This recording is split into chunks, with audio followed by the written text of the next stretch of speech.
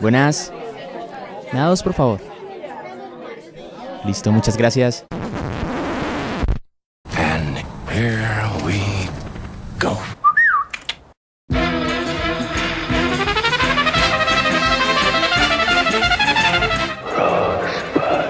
I am your father.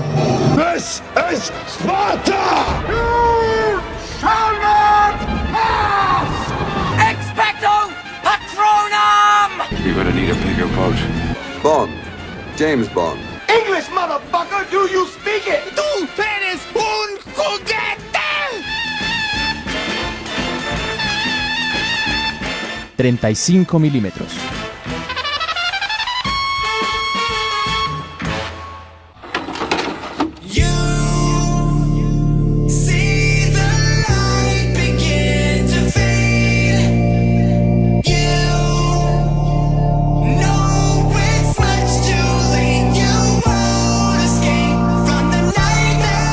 ...35mm despliega un nuevo rollo. Hoy es martes 14 de junio de 2016. Muy contentos de llevarles a sus casas lo mejor y lo peor del cine. Hoy que estamos a un día previo antes de quincena. Hoy que ya muchos se perfilan para salir a vacaciones. Espero que disfruten todo este tiempo y vean muchísimo cine. Los saluda Juan David Martínez Zuluaga y hoy me encuentro acompañado de... Carlos Fernando Alvarado. Un saludo para todos nuestros oyentes. Como siempre es un placer desplegar un nuevo rollo que 35mm les pueda ofrecer, si no un buen cine, por lo menos alguna excusa para divertirse un rato y esperar que efectivamente nuestro plato fuerte del día de hoy sea de gusto de muchos, que creo para nosotros es interesante porque muestra por lo menos qué ha pasado en los últimos años con las exploraciones, sobre todo en términos de géneros cinematográficos. Entonces, bueno, esperemos que este programa sea de su agrado. Sí, yo estoy muy contento porque nos tardamos 25 programas antes de hablar concretamente del género del terror. Es de mis géneros favoritos, básicamente, es del cine que más veo, no sé por qué me gusta ejercitar el corazón en muchos sentidos con el género. Y bueno, me alegra que hoy vayamos a hablar de él, más concretamente del subgénero de found footage, quizá hacer un pequeño sobrevuelo sobre cómo ha evolucionado a lo largo de las últimas décadas, que ha ido cogiendo muchísima fuerza y en su momento se llegó a pensar que iba a ser la configuración con el que el cine iba a continuar de aquí en adelante. Recuerden que pueden seguirnos a través de nuestros canales por internet. Somos 35mm, nuestra página de Facebook, y La Caja de Fantasías, nuestro canal de YouTube, donde pueden encontrar todos nuestros podcasts. Sin más, iniciemos con nuestra sección noticiosa.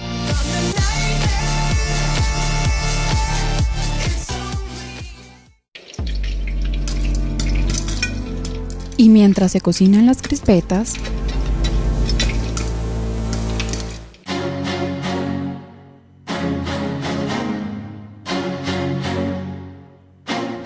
Nuestra primera noticia tiene que ver con John Carpenter, el gran y mítico maestro del cine de terror, quien planea retornar a uno de sus principales trabajos, Halloween. Recientemente se le dio la oportunidad de volver a tratar con la saga como productor. La productora Blumhouse junto a Miramax planean hacer una 10ª parte de la franquicia y bueno, le dieron a él la oportunidad de retornar, pues reiterando más bien como productor. No sé si quizá como asesor creativo, no creo, pero sí me llama mucho la atención que podamos verlo nuevamente trabajando pues sí, en uno de sus trabajos más reconocidos. Creo que solo Detrás de la Cosa es su trabajo más reconocido y bueno, quizá uno que otro trabajo como Christine. No recuerdo bien qué otros trabajos ha realizado. Y pues no sé, yo muy contento, sobre todo porque Halloween, la mítica obra del 78, sí. Me parece muy interesante porque siento que es de esas películas de las que uno puede aprender cine cuando las ve, a pesar de ese pauperrismo con el que las filmaron. No sé, Carlos, qué tenga que decir sobre esta nueva película que van a sacar de Halloween. Creo que sería la 10ª, reitero. Yo ya le he perdido un poco la pista a toda la saga. Efectivamente, como Juan dice, es una de esas películas icónicas dentro del género de terror. Marcó, pues, digamos, como todo la aparición del slasher en los 80s.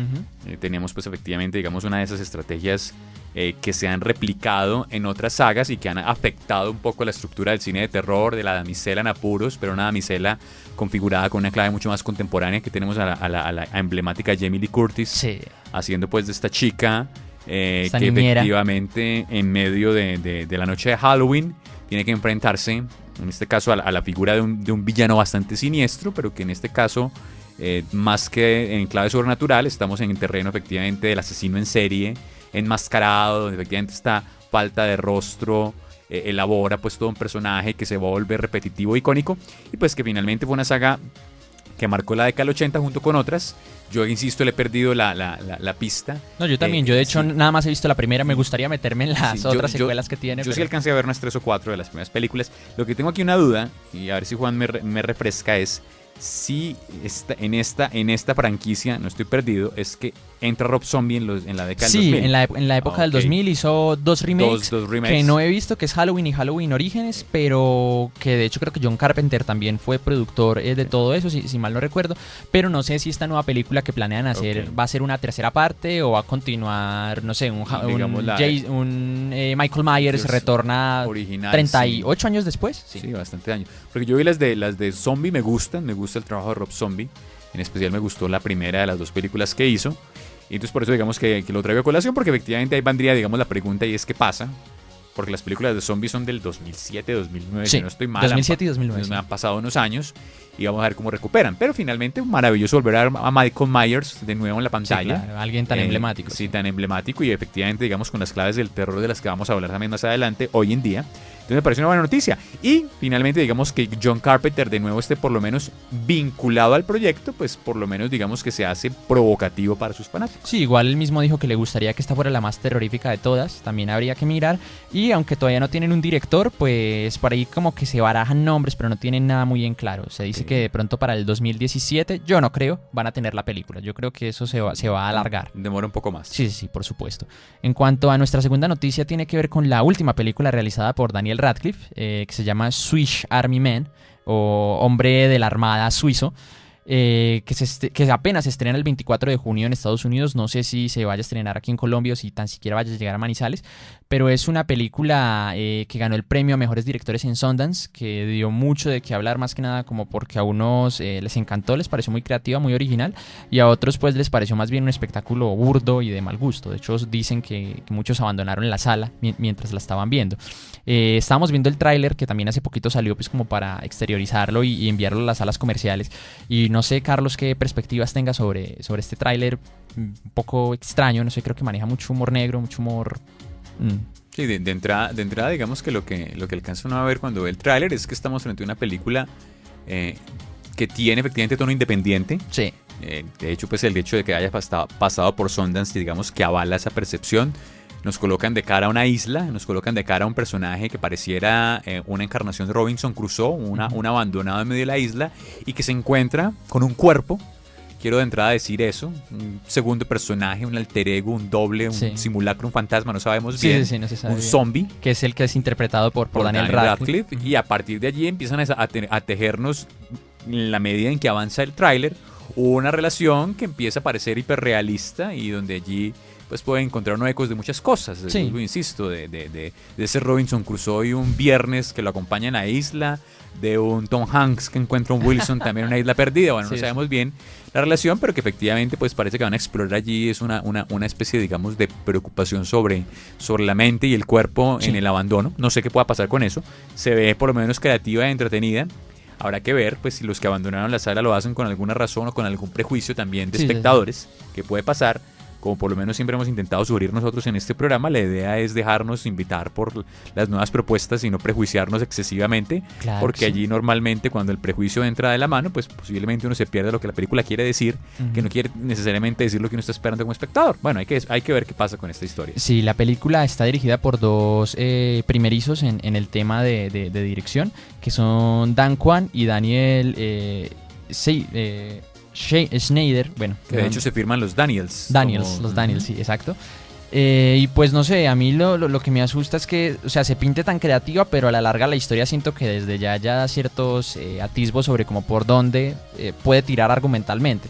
Pero sí, se podría dar una oportunidad. Igual yo soy de los que suele seguir cuánto trabajo Daniel Radcliffe hace. He intentado hacerlo, aunque a veces le pierdo un poquito la pista. Y pues lo que decíamos hace unos programas, se nota que el actor está intentando buscar los papeles más extraños y más diferentes que lo libren del estigma en el que se ha metido por haber sido Harry Potter durante más de 10 años. Ya nuestra tercera noticia tiene que ver con el último tráiler salido de La Leyenda de Tarzán, una película que se estrena ahorita el 1 de julio en Estados Unidos. No sé cuándo irá a llegar aquí a Latinoamérica. Posiblemente no demore mucho porque es tipo blockbuster, tipo película de verano. Sí. Posiblemente finales de julio, principios de agosto pueda estar en salas colombianas. Claro que sí, está dirigida por David Yates, quien dirigió las últimas 4 películas de Harry Potter y planea dirigir o está dirigiendo la última película también relacionada con el universo de Harry Potter, sí, que se estrena a finales de este año. El tráiler me trajo muchas sorpresas porque me di cuenta de ciertos actores que estaban en el reparto que yo ni idea, como es el caso de Margot Robbie, que no la había reparado, que en verdad era Margot Robbie, que es la nueva Harley Quinn, o la esposa del lobo de Wall Street. Y que en este caso haría de Jane, el interés amoroso de Tarzán. Uh-huh. Tenemos a Samuel L. Jackson, a Christoph Waltz, obviamente haciendo un papel de villano, excelente como cosa rara. Y tenemos como a Tarzán, a Alexander Skarsgård, que es creo que un modelo, no sé. Yo no lo conocí. Yo tampoco pues, no lo tengo referenciado. Sé que participó en Batalla Naval, en Zoolander, en Perros de Paja, en el remake. Okay. Pero no, o sea, realmente no lo había visto en otra parte. No sé, Carlos, qué tenga que decir de lo que vimos en este avance.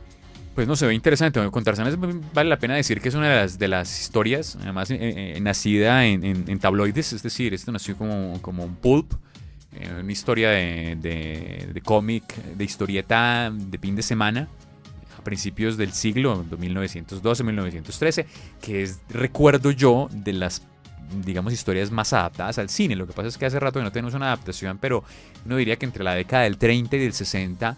Yo me puedo equivocar, pero estoy casi seguro que sobrepasan las 50 películas de Tarzán. Sí. Entonces una historia que llevada, muy legendario, Johnny Weissmuller, un actor, si no estoy mal, de origen alemán, que interpretó una y otra vez a Tarzán, muy como el prototipo heroico de John Wayne, un hombre muy voluminoso, fuerte. Yo recuerdo pues que obviamente pues ya eran repeticiones, pero en la televisión cuando yo era niño mostraban los fines de semana una y otra de las leyendas de Tarzán. Entonces bueno, aquí hay como un antecedente que vuelve al cine de nuevo. Y que en este tráiler, pues claro, nos colocan, digamos, una versión pues muy propia de la estética del CGI. Una cosa, digamos, muy, al parecer, épica de la relación de choque entre ciudad y la jungla. Y un Tarzán, pues que al parecer, por lo poco que se ve en el tráiler, si bien es un poco ese mito del buen salvaje, entra ya como en una dimensión, digamos, de guerrero, de aguerrido, muy fuerte. Bueno, vamos a ver qué pasa.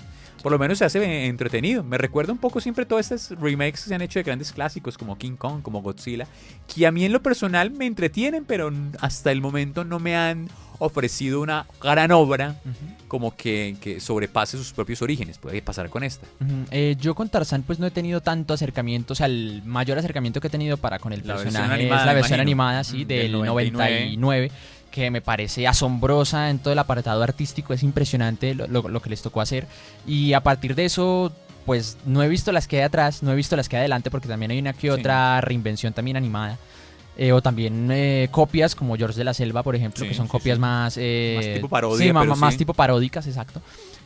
Pero no sé, o sea, es que yo siento que lo que hicieron con la película del 99 es tan asombroso que dudo mucho que se pueda replicar, sobre todo porque viendo hace mucho tiempo un detrás de cámaras de esa película, comentaban que habían aprovechado lo que les podía brindar la animación, que evidentemente sabían que no podían hacer con un humano. Personajes reales. En el sentido de verlo deslizándose a través de los árboles, con una fluidez impresionante, donde se nota, donde se marcan cada uno de los músculos y donde precisamente por su capacidad de animación se explota todo esto y me parece realmente precioso. De hecho es una mezcla impresionante entre animación 3D y 2D, aunque uno cree que siempre es animación tradicional, hecha a mano.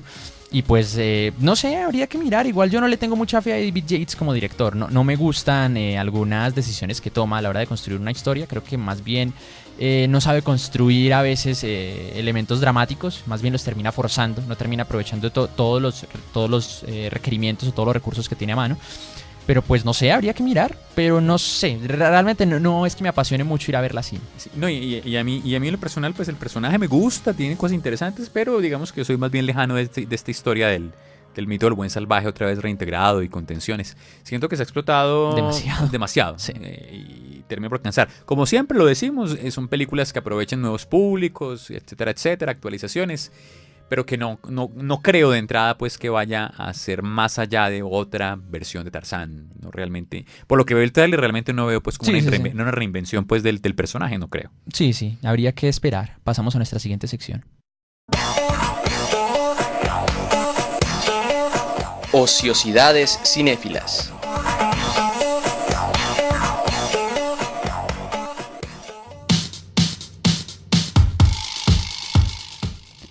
Hace unos cuantos días, pues aprovechando que ya tengo, entre comillas, un poco más de tiempo libre, he estado poniéndome al día con filmes de terror recientes, con qué es lo que se mueve hoy en día a través del terror, qué son esas películas que llaman tanto la atención del público. Y resulta que me di cuenta o caí en la cuenta de que casi todas estas películas que hoy en día conocemos como Siniestro, como Insidious, como La Purga, como The Gift o Actividad Paranormal son producidas por la misma casa productora. Algo que me llamó muchísimo la atención y que sin mirar más a fondo, resulta que hablamos de la productora Blumhouse, que opera más o menos desde el año 2000 y que aunque inicialmente apostó por los dramas, de pronto una que otra comedia, se dio cuenta últimamente que le estaba haciendo bastante redituable invertir en proyectos de terror, sobre todo en proyectos de terror distintos y de bajo presupuesto, que a la larga se terminaban creciendo y explotando de forma grandísima. Tal es el caso de Insidious, que ya llevamos 3 películas de la misma saga. Sí, nada más he visto la primera igual, y que ya planean una cuarta. Lo mismo pasa con La Purga, que ya vamos para una tercera, creo que sale este año. Yo sí ya vi la primera y la segunda. Yo vi la primera nada más. Insidious, vi la primera también. Sí. Y bueno, en el caso de Actividad Paranormal, que sabemos que inició como un pequeño fenómeno, claro, con una película de $17 millones, que no es mayor cosa, y recaudar creo que 100 veces más su presupuesto. Es un fenómeno económico increíble y ya van para 6 películas, sí. Exacto, entonces, no sé, me pareció llamativo que que existe una productora que le guste apostar por ideas distintas, sobre todo en el terror, en un género que siento que se presta para experimentar con tantos elementos, y que, no sé, sencillamente apueste por este género de una manera distinta bajo películas de bajo presupuesto. De hecho, uno se da cuenta que la mayoría de los directores de estas películas no son directores muy conocidos, son directores primerizos. No sé, Carlos, qué tenga que pensar de esto. No, que me hizo recordar 2 historias, digamos, también a lo largo de la existencia del cine. Es una, la de la Universal en la década de los 30, su obsesión por el cine de terror. Esta no era una editoría, una casa de producción independiente, todo lo contrario, era un major studio, pero que reconoció efectivamente cómo el fenómeno del terror estaba configurando unos públicos muy deseosos permanentemente de nuevos materiales, de nuevas exploraciones, y lo que hace es recrear pues todo el universo de los grandes monstruos, por lo menos que podríamos llamar icónicos en la literatura, y crece alrededor efectivamente del terror, pues con Frankenstein, con Drácula, con La Momia, con La Cosa del Pantano, etcétera, etcétera. Y un fenómeno que tuvo, digamos, un eco parecido, ahí sí más cercano a lo que estamos conversando, y es el de la Hammer Film, sí, claro, en Inglaterra, que siendo una casa productora relativamente independiente y de bajo presupuesto, comienza a explorar un lado de la monstruosidad que ya había hecho la Universal, pero lo hace en una clave más intimista y psicológica, y se crece y se dedica exclusivamente a los filmes de terror, y pues teniendo allí efectivamente una cantidad de actores de renombre reconocidos, por supuesto entre ellos Christopher Lee, tejen una filmografía en los 60, 70 cuantiosa, de carácter independiente. Entonces digamos que podríamos ver ahí unos antecedentes de lo que pasa hoy en día, y yo siento que el género de terror es un género que sabe reinventarse muy bien. Sí, claro. Y que se mantiene muy vivo todo el tiempo. Tanto es que ya para mi gusto, y ese es digamos un prejuicio personal, empieza a explotarse en una clave excesivamente independiente, sí, donde se merma la calidad. Sí. Incluso, no estoy diciendo que los filmes serie B o serie Z sean de mala calidad todos, pero sí que empieza a encontrar uno que en este tipo, digamos, de exceso, por lo menos a mí me desgasta. Sí, yo también, como decía Juan hace un rato, disfruto mucho del terror. Habrá que ver pues qué tipo, digamos, de psicopatía tengo uno detrás para que esté tan conectado con eso. Pero sí, en lo personal empiezo a ver y cojo y ya, que arranco unas películas independientes y yo entro y digo, no la soporto. En el caso de Blumhouse, pues ya como para ir acabando, resulta que también fue la productora de Whiplash, no solamente de la película original dirigida por Damien Chazelle, sino también del corto original que dura unos 25 minutos, que también es protagonizado por J.K. Simmons. Y no sé, o sea, el solo hecho de que participen apoyando estas películas, independientemente de su calidad final, que sí, evidentemente a veces son muy reprochables. Siniestro no me parece una obra maestra en absoluto, y La Purga siento que desaprovecha muchísimos elementos. De hecho, hacía tiempo que no había un plantel de personajes tan estúpido, la verdad. No les quiero mentir, es la verdad. Pero me gusta que apueste por estos proyectos distintos. Siento que es interesante, y mirar qué más proyectos tiene a venidero. Bueno, sin más, pasamos a nuestra siguiente sección.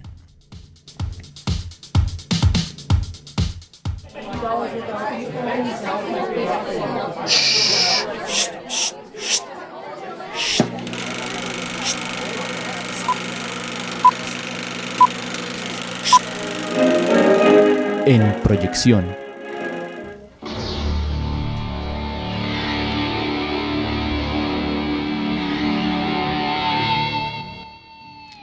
En nuestro plato principal, como les augurábamos desde el principio, vamos a hablar del subgénero del terror del found footage. De pronto a la gente le suena extraño, pero es un género con el que seguramente han de haber estado muy relacionados gracias a el auge que ha tenido los últimos años, y nos referimos a estas películas que son grabadas en clave de metraje encontrado, como si el mismo protagonista cogiese una cámara, que de hecho con el paso del tiempo se han vuelto cada vez más pequeñas y encuentran excusas distintas para justificar que siguen grabando a pesar de lo que pasa, y son cámaras, bueno, con las que filman su cotidianidad. No sé, Carlos, qué apunte tenga específico de pronto para iniciar o por dónde empezar. Pues bueno, yo diría dos cosas. La idea del found footage fue categorizada por un teórico norteamericano que se llama David Bordwell, que intentó hacer una especie de paralelo con la literatura. Bordwell nos señalaba que ya en la literatura se había intentado explorar cierto tipo de materiales que operan como índices de realidad. Lo que quieren ofrecerle al espectador es la idea de que lo que están viendo realmente ocurrió. Entonces hay una falsificación que intenta de alguna manera generar un efecto, digamos en este caso en la experiencia del espectador, de impacto, porque así en el fondo sepa que está viendo a un proceso de ficción, la sensación, la percepción es de que efectivamente esto que estamos viendo ocurrió. Y de inmersión, pensaría Obviamente, sí, me gusta también la de inmersión. Bordel dice que, por ejemplo, los primeros efectos son las cartas, la lógica epistolar en la literatura del siglo XIX, cuando una novela empieza a leerse y entonces dice, comienza a leerse con base en unas cartas reales escritas por X o Y personaje histórico. Entonces esto, digamos, da ese efecto que se replica. Uno rápidamente encuentra que la primera película que asocian con el found footage es Holocausto Caníbal del 80. Sí, total. Yo, sin embargo, tengo una idea que, si bien no es found footage completo, esto ya lo habíamos visto en Texas Chainsaw Massacre del 74. La película comienza como un documental. Comienza con unos documentalistas que encuentran efectivamente unas imágenes sobre toda la historia de Leatherface. Si bien no toda la película es un found footage, ya allí hay una clave, siento yo, que se anticipa. El caso es que el Holocausto Caníbal sí lo es en su totalidad. Para mí, efectivamente, digamos, la primera experiencia de inmersión, por retomar el término de Juan, que logró además afectarme, sabiendo yo efectivamente de una película, es el proyecto La Bruja de Blair. Sí, del 2000. No, mentira, del del 99, de Edward Mittrick y otro director que no recuerdo, eran dos directores. Sobre todo por ahí una cosa que me gustó mucho en esa época, y es que, si bien obviamente uno sabía, se hizo una campaña durante 2 años muy fuerte para efectivamente asegurarle a una gran cantidad de público asistente por lo menos la confusión, sino por lo menos hacerlos creer que realmente estaban yendo a ver un documental de un metraje encontrado que contaba efectivamente una historia X y que lo que no estaba. Yo cuento una anécdota simpática, es que la fui a ver con un buen amigo de universidad. Él no tenía ni idea. Yo le dije, caminábamos para cine a ver esto. Yo le dije, esto es una película que encontraron. Y el hombre realmente padeció la historia. En un momento me dijo, hermano, ¿qué es esto? ¿Cómo así? Entonces yo le dije, no, relájate, que no, esto es, etcétera, etcétera. Tanto es que los actores no se podían dejar ver. Los actores grabaron la película, tuvieron que desaparecerse, obviamente eran actores primerizos, etcétera, etcétera, pero estuvieron con una estrategia de ocultarse durante la presentación pública. Se creó una página web donde se aseguraba, y con todo el asunto, cómo encontraron, en qué parte, cómo fue la edición, etcétera, etcétera. Entonces lograron no solamente que la película, sino que toda la campaña alrededor mantuviera efectivamente la idea del metraje encontrado con fuerza. Maravillosa anécdota. De pronto, retornando a los inicios de este subgénero, yo no he visto Holocausto Caníbal, igual es una mítica película de culto, pero digamos que pasando nuevamente a La Bruja de Blair, sí me llama mucho la atención porque es una película que cuenta mucho a partir de la sugerencia, no es explícita en absoluto. De pronto retoma métricas que habíamos visto precisamente en películas como Halloween, o Alien o Tiburón, todas estas del 70, y siempre, o sea, en ningún momento, les voy a dar el spoiler, nunca se ve a la bruja, pero eso no significa que no hayan ciertas construcciones textuales, ya sea a partir del diálogo o a partir de ciertos... más del fuera de cuadro. Claro también. que sí, exacto. Sí, yo creo que es una película interesante para estudiar el encuadre. O sea, sabemos que el encuadre es todo aquello que se ve y no se ve dentro del filme, y nos damos cuenta que efectivamente esta película cuenta más a partir de lo que no se ve y de lo que le puede sugerir al espectador. Hay una escena ya precisamente por el clímax donde ve uno ciertas actitudes por parte de los personajes y ya sabe uno realmente qué está pasando, en qué están metidos y a qué punto han llegado. De pronto es una película que de hoy pues no tenga tanto impacto Sí, para, no. para la gente y pueda resultar quizás hasta ovalicona, hasta aburrida, pero me parece que hizo un buen trabajo en la construcción de este falseo de la realidad, y más si hizo todo esa sí. parafernalia detrás para venderse. No he visto la secuela, no sé qué tal será. Muy regular. Yo la vi. La secuela no es un footage. La película Ah. es una película normal, común y corriente. Cuenta una historia de un grupo de adolescentes que, al igual que en la primera, se van a ir a hacer una especie como de pequeño documental. Ya no sobre la bruja de Blair, sino sobre los primeros personajes que fueron a hacer el documental. Pero esta no es narrada con la estética de footage. Se concentra sobre todo en que después de hacer el primer día de grabación se encierran en una especie como de fábrica abandonada a ver el material grabado y empiezan a pasar cosas extrañas. Sí, Ya un por ahí vi un resumen, realmente no. Sí, no, pero no, se ve bueno. no es una buena película y efectivamente pues se aleja del interés, digamos, del footage. Si hablamos de características de este género, pues obviamente tiene que ver con el descuido, con la suciedad que hay en el encuadre, que hay en los planos, en la composición, también con un montaje que en teoría debería ser completamente, en este momento se me pierde el nombre de cuál es el nombre del montaje teórico, pero se sustenta a partir de plano secuencia, en teoría, donde dice no a los cortes, donde gracias a eso precisamente da mucho pie a los tiempos muertos, que es otro tipo de narración, a soportar, a padecer cómo transcurre. O a ser testigos de cómo pasan las cosas, bueno, más bien, a ser testigos de cómo no pasa nada, pero a partir de eso, aún así es algo importante para la construcción como tal de la película. No sé de pronto si ya hablamos de otras experiencias que he tenido referente al género. Por ejemplo, está una película del 2008, que de hecho este año salió una secuela que pues no he querido ver porque la del 2008 me dejó con un muy mal sinsabor, que es Cloverfield. Que sí, nuevamente es un monstruo que ataca a Estados Unidos Michael durante Bay. una fiesta. ¿Está en la producción o no? No sé, ojalá, no sé, pero... O J.J. Abrams, no sé. No, J.J. Abrams es el que está en la última que salió. Es en el la director segunda. de la Ok, última, sí, sí. sí. Que me han dicho que es buena, que no sé qué, pero realmente no sé. La primera es de esas películas que me pareció tan aburrida que dejé perdida a los 45 minutos. La pausé. Sé que decir, hay dos cosas retorné. interesantes. Como bien Juan lo dice, efectivamente el footage aparece como un subgénero del terror. Sin embargo, la evolución empieza a intentar explorar otro tipo, digamos, de narrativas. Y mezclarse con otros Y subgéneros. En mezclarse este con- caso, el de exacto. los kaijus, el de los monstruos. Ujú. Y efectivamente, digamos pues que han venido una cantidad de experiencias alrededor de este tema del metraje encontrado. Yo Cloverfield no la he visto. No vale la pena. No sé realmente pues cómo está. Obviamente mencionamos Actividad Paranormal hace un rato. Esta es otra, digamos, de las películas, de la saga incluso, en clave de footage, pues que ha explotado como todo el proceso, que es interesante mirar porque es como, por ejemplo, las cámaras empiezan a jugar un papel importante, como lo decía Juan, y es qué tipo de cámaras, ya no solamente la cámara cinematográfica como pasaba en el proyecto de La Bruja de Blair, que era una cámara Grandísima. de 16 milímetros y una cámara de Super 8, esa de televisión, un grabador de sonido, sino que ya puede ser la videocámara de un celular, de un televisor, las cámaras de seguridad. Es una mezcla. Inclusive las cámaras de una laptop, según Actividad Paranormal 4, ¿no? Sí, de todo tipo de cámaras, donde finalmente siento una cosa interesante, es tanto la cámara en mano, entonces el personaje que maneja la cámara, como una cámara que ya es distante de la cámara cinematográfica, porque es que la cámara cinematográfica siempre revela la mirada del director. Aquí ya es una cámara mecánica, una cámara deshumanizada, es una cámara testigo. Entonces todo eso ha permitido que el género opere y juegue con muchas lógicas. Ya el nivel de la calidad hay que empezarlo a ver. No, sí, claro. De hecho, creo que ha tenido más fallos que aciertos Sí, propiamente. digamos que las películas de footage, digamos, que considere pues grandes obras, empiezan más bien a ser mínimas, Sí. en comparación con el volumen tan alto de producción del género. Total. Yo siento que el terror ha explotado pues al máximo ese tipo de cosas, pero habría que obviamente evaluar su calidad. Hay una cosa que me gusta mucho a mí que vi que es obviamente subgénero de terror.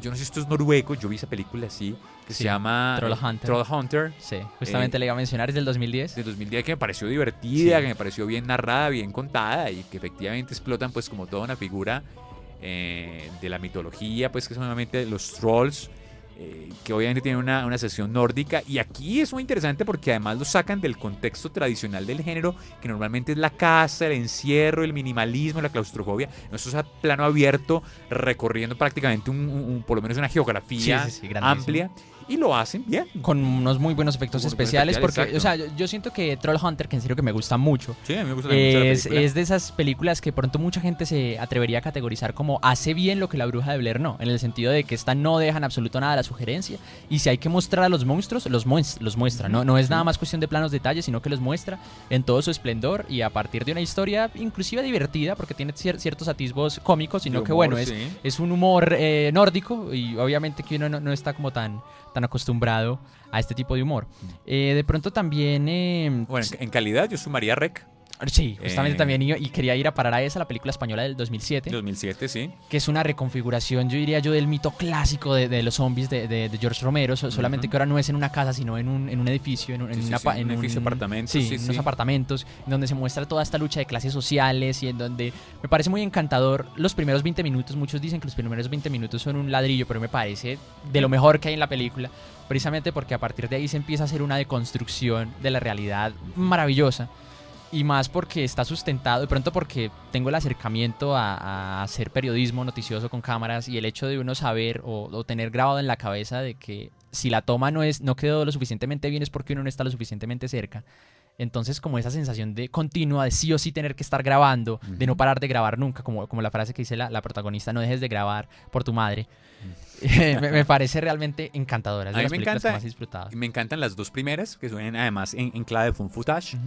Y me gusta además porque también reactualizan dos cosas interesantes dentro del género de ficción, ciencia ficción, terror, y es que en una de las películas la clave, podríamos llamar, es absolutamente, digamos, de medicalización, y es un experimento fallido. Efectivamente el zombie aparece como un proceso, digamos, de laboratorio de un patógeno, de un virus, etcétera, En etcétera. una escena muy terrorífica Sí, de decir, sí. Pero en la segunda nos hacen un giro absolutamente fantástico. Yo siento que juegan con el asunto, y es que entra lo sobrenatural. Y resulta que es que detrás de esto hay un problema espiritual, un problema en este caso de invocaciones demoníacas. Entonces logran que el género se mantenga en dos películas, nos mantenga en el tono de narración y nos introduzcan en dos grandes modelos de narración. Yo diría la versión Drácula, la versión Frankenstein, la fantasía y la ciencia ficción duras, mezcladas. Las dos películas continúan la saga, la 3, bueno, ya se aleja De Génesis y Apocalipsis. Sí. Ya nos cuentan una historia, digamos, en una clave más tradicional, pero bueno, es una buena saga. Y siento que las dos primeras, por lo menos en lo que nos interesa hoy, que es un footage, lo hacen muy bien. Yo solo he visto la primera, pero en serio que me encantó, o sea, disfruté muchísimo esa película, creo que es de mis películas de terror favoritas y película de zombies también, de las más favoritas, en serio que sí. Hay algo que me llama mucho la atención, es que siento que este subgénero como que se anticipa quizás cierto comportamiento sociológico, en el sentido de que antes se veía muy forzado que una persona sí o sí tuviese que estar siempre filmando a pesar de las cosas horribles que pasaban en cámara. Pero hoy en día, con toda esta cultura de estar siempre grabando, de las redes sociales, de estar siempre conectado, creo que se han anticipado a todo lo referente de siempre estar documentando la realidad, aunque no hay una excusa propia para ello. Eso me parece quizá un adelanto interesante por parte del subgénero. Y ahora, si quisiéramos ya mencionar cómo más ha evolucionado, quisiera resaltar la película Chronicle del 2012. Ya te iba a mencionar esa, yo no la he visto, de Josh Trank. De Josh Trank, sí, que es el director de Los Cuatro Fantásticos, pero no se asusten, esta sí la hizo bien. De hecho es muy interesante lo que hace aquí. Además asumo que no es terror. No, para nada, Okay. eso es una historia Para mostrar. es de un trío de muchachos que, no sé, van viajando en una carretera, se encuentran un meteorito, tocan este meteorito y se dan cuenta que les da ciertas cualidades sobrehumanas, sobre todo telequinéticas. Entonces, pues me parece fabuloso en el sentido de que ya empieza a utilizar o sea, para no hacer la historia de pronto tan plana, siempre grabada bajo una misma perspectiva, empieza a utilizar distintas cámaras, en el sentido de la cámara precisamente de un celular, la cámara de un supermercado, empieza a hacer cortes a partir de eso para mostrarnos distintos enfoques de la historia sin perder, digamos, que como esa estética de documental o de video encontrado. Entonces me parece una forma muy bonita de reformular algo y de plantear un estilo propio. Yo diría, obviamente, que esta estética del footage tiene que empezar a explorar géneros, lo está haciendo. Se me ocurre mencionar una película que se llama Bay, de Brian De Palma, que cuenta historias después de la guerra en Irak, de sobrevivientes, y nos pone efectivamente a través de toda esta estética del footage de una versión de Irak donde Norteamérica es terrorista, que además es muy polémica. Pienso también en Proyecto X, una película que yo no disfruté mucho, pero que funciona también con la lógica del found footage. Yo me reí mucho, pero no, Sí. no creo que por las razones adecuadas. Adecuada, sí, pero que nos coloca otra vez de cara cómo se puede explotar evidentemente el género. Esto es una fiesta locada, pero que evidentemente estamos separándonos del terror. Yo pienso que una cosa interesante. Pensaba un poco cuando estábamos preparando el programa es, ¿podrá hacerse comedia con el found footage? Sería interesante, Sería una cosa ojo, muy interesante, ¿no? sería bonito Sí. verlo en esa vertiente. A ver cómo funciona, sobre todo porque la comedia normalmente tiene que ser muy preparada, podría lograrse, bueno, sería un reto interesante para algún director. Sería bonito, habría que mirar. Sin más, ya se nos está acabando el rollo, Carlos. Muchísimas gracias por la compañía el día de hoy, No, por los vamos. aportes siempre tan invaluables. Juan, por la invitación, una maravilla siempre estar con nuestros oyentes en 35 milímetros. Muy bien, muchísimas gracias a todos. Síganos por nuestras redes sociales, somos 35 milímetros y La Caja de Fantasías en YouTube. Y muchísimas gracias a todos, sigan viendo mucho cine. Encore sur de la veille, alors on sort pour oublier tous les problèmes. Alors on danse.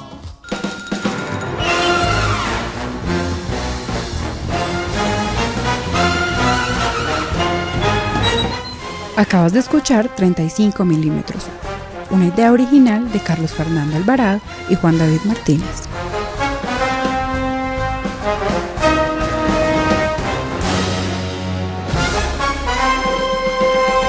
Hasta la vista, baby.